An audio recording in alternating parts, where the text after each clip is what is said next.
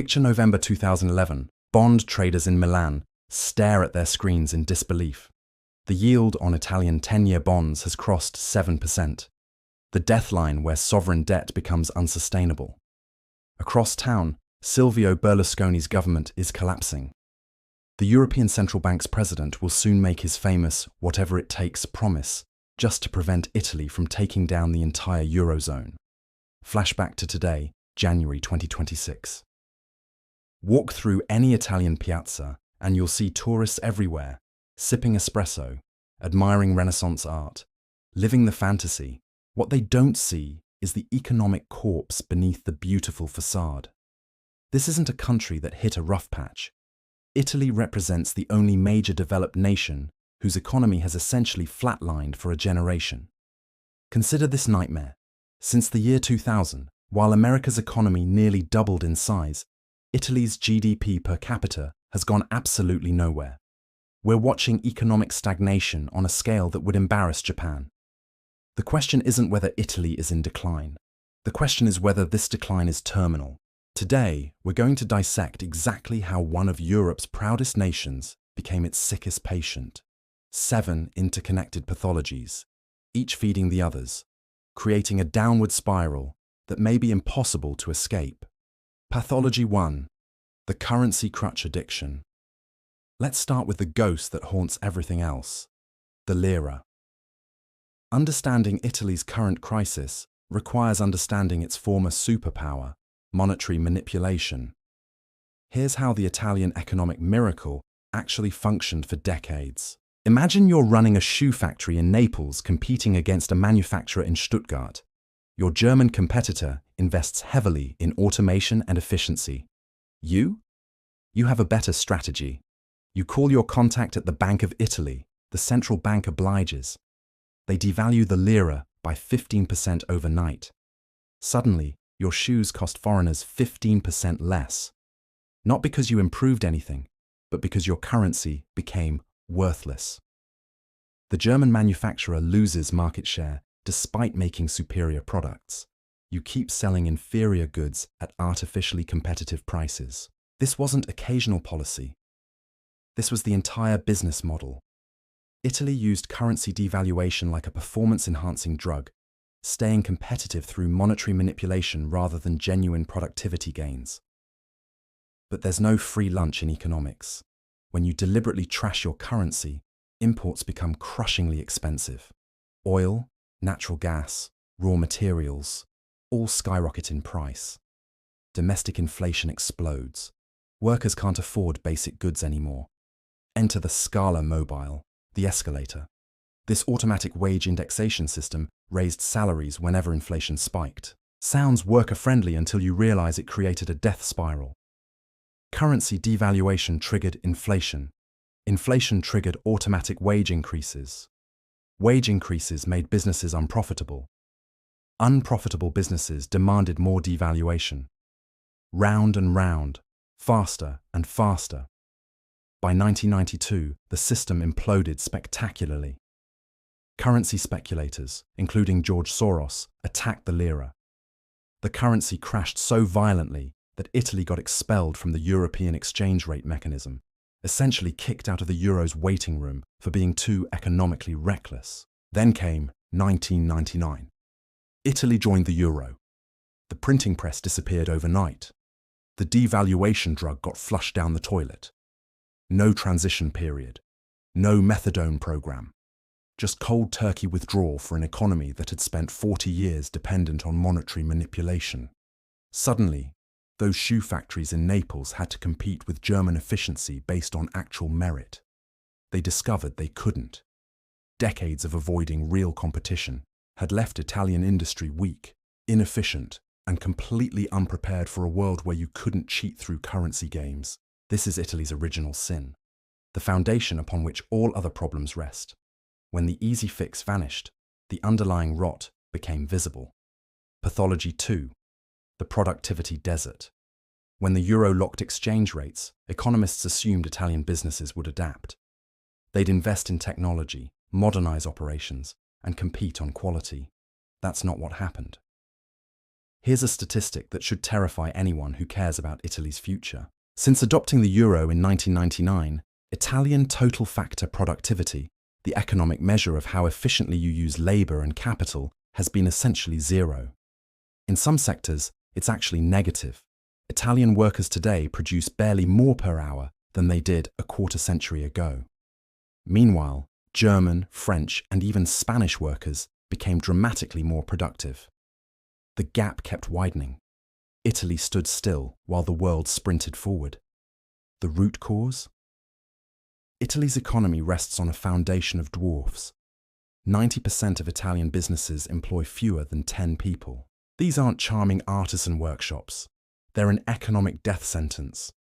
When your typical company consists of Papa as CEO, Mama doing bookkeeping, the eldest son as operations manager, and 2 cousins as staff, you can't invest in enterprise software. You can't hire consultants to optimize logistics. You can't build automated production lines. You're too small, too poor, and too focused on survival to think about growth.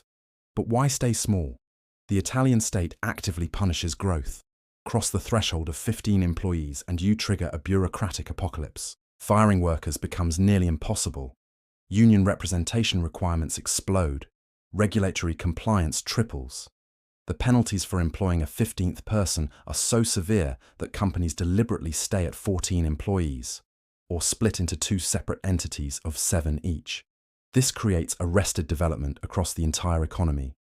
Companies that should employ 100 people stay at 14. They can't achieve economies of scale. They can't compete internationally. They can't invest in R&D. They remain perpetually stunted. Then there's management by bloodline. In Anglo-American capitalism, successful family businesses eventually hire professional CEOs with actual expertise.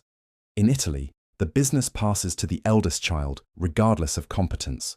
Multiple studies confirm that Italian firms managed by the founder's heir significantly underperform those with professional management.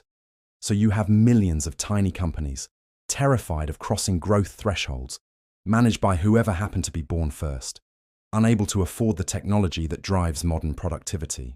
And we wonder why output per worker hasn't budged in 25 years. While Silicon Valley created Google and Amazon, while Germany built Volkswagen and Siemens into global powerhouses, Italy doubled down on Giuseppe and Sons' artisanal leather belts. Beautiful craftsmanship doesn't feed a G7 economy. The productivity flatline isn't a bug. It's a feature of a system designed to protect small family businesses from market competition. Pathology. 3. Demographic catastrophe. If low productivity is a chronic disease, demographics represent terminal cancer. Economic growth requires 2 things: workers to produce and consumers to buy. Italy is running out of both. You've probably seen those viral stories. Buy a house in rural Sicily for €1. Sounds romantic until you ask why. The previous owner died. Their children moved to London 20 years ago. Nobody lives in the village anymore. That €1 house isn't a bargain. It's a desperate scream from a dying community. Italy's fertility rate currently hovers around 1.2 children per woman. To maintain a stable population, you need 2.1. Italy isn't just shrinking, it's evaporating. Last year, Italy recorded fewer births than at any point since national unification in 1861. Fewer babies than during World War I, fewer than during the Spanish flu, fewer than during World War II. Modern, wealthy, peaceful Italy produces fewer children than when half the male population was dying in trenches. This creates the inverted pyramid. Healthy economies have a large base of young workers supporting a small peak of retirees. Italy has flipped upside down. A massive, swollen generation of retirees balanced precariously on the shoulders of a shrinking workforce. The numbers are horrifying. Italy now allocates roughly 15 to 16% of its entire GDP to pension payments, among the highest ratios on Earth. Every year, money that could build high-speed rail, fund universities, or cut taxes instead, flows directly into retirement checks. And the politics are toxic. The elderly dominate voting. No politician dares touch their pensions without committing career suicide. A few years ago, Italy actually introduced Quota 100, allowing people to retire earlier. In a rapidly aging country desperately needing workers, the government paid people to stop working sooner. Economically insane, politically rational. This creates a self-reinforcing doom loop. Taxes on young workers skyrocket to pay for elderly pensions. Because taxes are astronomical and wages are low, remember the productivity problem. Young couples can't afford houses. Because they can't afford houses, they don't have children. Because they don't have children, the demographic crisis worsens. Because it worsens, taxes must rise further. The snake devours its own tail while slowly dying. Walk through provincial Italian towns, and you feel the weight of the past everywhere. It's not energetic or dynamic. It's comfortable, familiar, and aging. The entire nation has become an open-air museum, beautiful, culturally rich, and economically sterile. Pathology 4. Bureaucratic paralysis. Suppose you're brave enough to ignore the currency crisis, the productivity wasteland, and the demographic collapse. You decide to start a business in Italy anyway. Welcome to hell. Actually, hell might have clearer rules. In Dante's Inferno, at least you know which circle you're in. Italian bureaucracy is Kafkaesque nightmare fuel. The World Bank ranks countries on ease of doing business. Italy consistently scores below Rwanda, Kazakhstan, and Azerbaijan on contract enforcement. Let that sink in. Post-Soviet republics have more functional legal systems than the birthplace of Roman law. Here's a practical example. You sell 100,000 euros worth of goods to a client. They take delivery and refuse to pay. In Germany or Britain, you file suit. A judge reviews the contract, bangs the gavel, and authorities collect your money within months. In Italy, buckle up for a 1,000-day journey. 3 years. Nearly 1,000 days on average to resolve a commercial dispute. But averages hide extremes. If your opponent has skilled lawyers who understand Italy's Byzantine appeal system, they can drag cases out for a decade. If you're a small business, you can't survive 3 years without that 100,000 euros. You go bankrupt waiting for justice.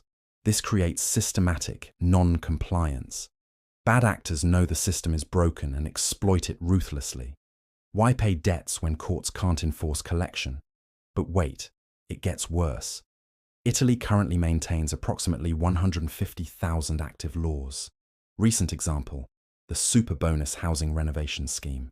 The government offered massive tax credits for home improvements to stimulate the economy. Great idea, right? The regulations governing it changed over 30 times in 2 years. Architects, banks, and construction companies reached total paralysis. 1 month the forms were blue, next month red. 1 week the program was cancelled, next week reinstated, but only for condominiums. Foreign investors observe this chaos and flee. Why would Tesla build a gigafactory in Italy when permits take 5 years and you can't fire underperforming workers? Why would Google establish a data center when the legal environment changes monthly? They won't. They choose Poland, Ireland, or Spain instead. Italy bleeds billions annually in lost foreign direct investment, not because the country lacks potential, but because the state doesn't function. Bureaucratic dysfunction isn't merely annoying. In modern economies, speed determines survival. If you're slow, you're dead. Italy moves at the pace of a glacier made of molasses. Uphill. Pathology 5. The Great Brain Hemorrhage. Stack up all these problems: no currency control, zero productivity growth, aging population, broken bureaucracy. If you're a talented, ambitious 25-year-old Italian with an engineering degree, what do? You leave. Of course you leave. This exodus, la fuga dei cervelli, the flight of brains, might be the most heartbreaking element of Italy's tragedy. The Italian education system still produces world-class talent. Universities like Politecnico di Milano or Bocconi create excellent engineers and economists. The state invests hundreds of thousands of euros educating each student through subsidized universities and public healthcare. Then, the moment these kids become productive adults ready to contribute, Italy hands them to Germany, Britain, and America for free. It's the worst trade deal imaginable. Italy, exports diamonds, and imports sand. Why do they flee? Money tells part of the story. An entry-level engineer in Milan might earn €1,400 monthly. That same engineer boards a 2-hour Ryanair flight to Munich or Dublin and immediately makes €3,000 to €4,000 monthly. Triple the salary. Same person, same skills, different country. But it transcends mere money. Italy suffers from gerontocracy, rule by the old. Italian workplaces don't reward merit. They reward seniority and connections. You don't get promoted for being excellent. You get promoted for waiting your turn or knowing the right people. It's medieval feudalism, cosplaying as corporate structure. Young Italians are exhausted by being treated like children until age 40. They're tired of living in their parents' basements because they can't afford rent on their pathetic salaries. They're frustrated watching less talented people get promoted because their uncle knows the CEO. There's a dark joke among Italian expats in London. What do you call an Italian with a PhD in physics? Answer: a barista in Soho. The reality is that physicist probably works at a hedge fund or research lab, earning more and enjoying more autonomy in London than they ever could in Rome. The statistics are damning. Over the past decade, nearly 1 million Italians emigrated. These aren't retirees seeking Florida sunshine. These are the young, educated and mobile, precisely the people Italy desperately needs. When the smartest leave, innovation leaves with them. You lose the people who start companies. You lose the people who file patents. You lose the people who demand political reform. You're left with a less dynamic, more conservative society, increasingly incapable of solving its own problems. And for the government, this functions as a pressure release valve. If these angry, unemployed young people stayed in Italy, there might be revolution. There might be massive protests demanding systemic change. Instead, they buy one-way tickets to Berlin. The pressure dissipates.